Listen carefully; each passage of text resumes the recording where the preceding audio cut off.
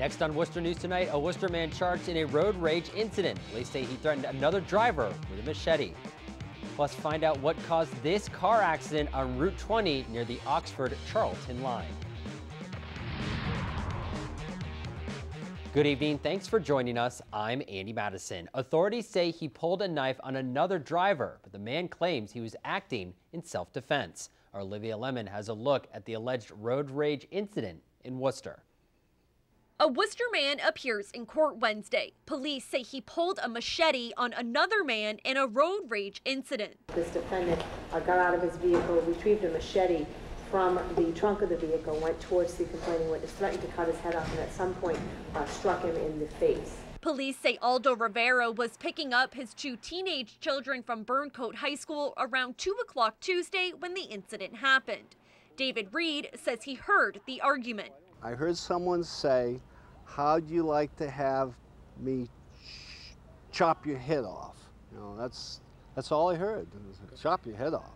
Rivera admits to holding the machete, but told his lawyer he was acting in self-defense. This gentleman had chased him down, tried to open his door. He's partially handicapped, and he was threatening him and his kids who were in the car, and he's just trying to get this guy away. It sounded serious, but I just dismissed it. You know, you hear things all the time, but you know, to be serious about that, I didn't think it was serious at all. Rivera's family was in court Wednesday telling reporters he is not violent and had the knife in his car for fishing. We fish, you go through the woods, you cut wood, you know what I mean? Because you go, there's a bunch of wood, you know what I mean? So you need a machete to make ways. Now Rivera is being held without bail tonight. He's due back in court September 21st for a dangerousness hearing. Andy?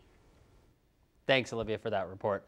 Another accident on Route 20 in Oxford, this one causing a traffic backup during the evening commute. Firefighters who responded to the scene say a car suddenly stopped and was rear-ended by another car near a curb, causing a chain reaction.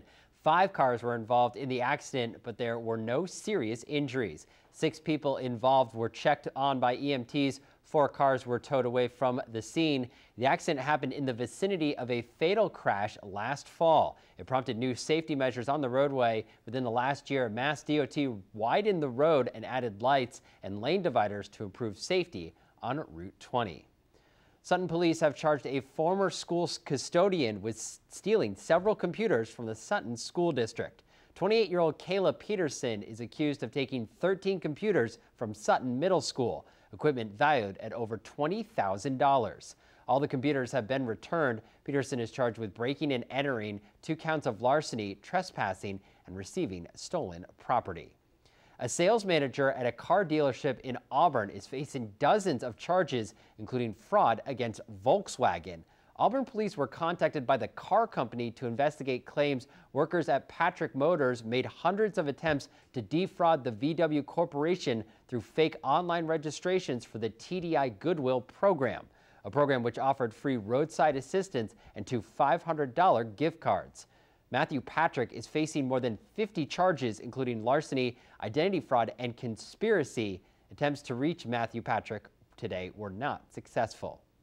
A Constitutional Day lecture at Clark University focuses on a presidential candidate's plan for immigration, including deportations and building a wall on the Mexican border. Anna Law is a professor of constitutional rights at Brooklyn College. She gave a presentation at Clark on Wednesday. Law went through Donald Trump's immigration policies to determine if they violate the Constitution. Law's position is the Republicans' plans are unconstitutional, saying Trump would actually have to make major changes to enact his policies. Our U.S. Constitution is supposed to be the guardrails of our democracy, and there is concern from both sides of across the political spectrum that the U.S. Constitution is strong enough of a guardrail to contain Mr. Trump and his policies. So I will be going systematically through today, specifically his immigration proposals. Law says, though it's not really enforced, institutions who receive federal funds are required to hold programs to educate people about the Constitution. Authorities continuing to meet with the community to discuss ways to combat the opioid epidemic in Massachusetts. The district attorney joining the Spencer police chief along with local legislators and health officials at a community forum tonight. According to the district attorney, there have been 87 overdoses in Worcester County this year that have resulted in death. The DA wants to remove the stigma of drug use as a chronic illness and get treatment to those who need it. But getting it out here and talking to the good people of the Spencer area is so important because so many families have this now and they're afraid to talk about it. One of the last things that we have to do is remove that stigma. So that once we remove the stigma and people understand it's a chronic illness, it opens the door for treatment. And we know that long-term treatment in a residential facility, we get someone to bed, is the best way to beat this. The DA points to the prescription monitoring program that was recently signed into law by the governor as one way to help improve the problem. The program limits the amount of medication for first-time opioid prescriptions. With no real relief in sight from the dry conditions, the drought has many cities and towns many cities and towns are increasing water restrictions to deal with the area's worst drought in decades. Worcester is now buying water from the state, a move that comes with a big price tag. Our Brittany Schaefer has a look at how the purchase could impact you.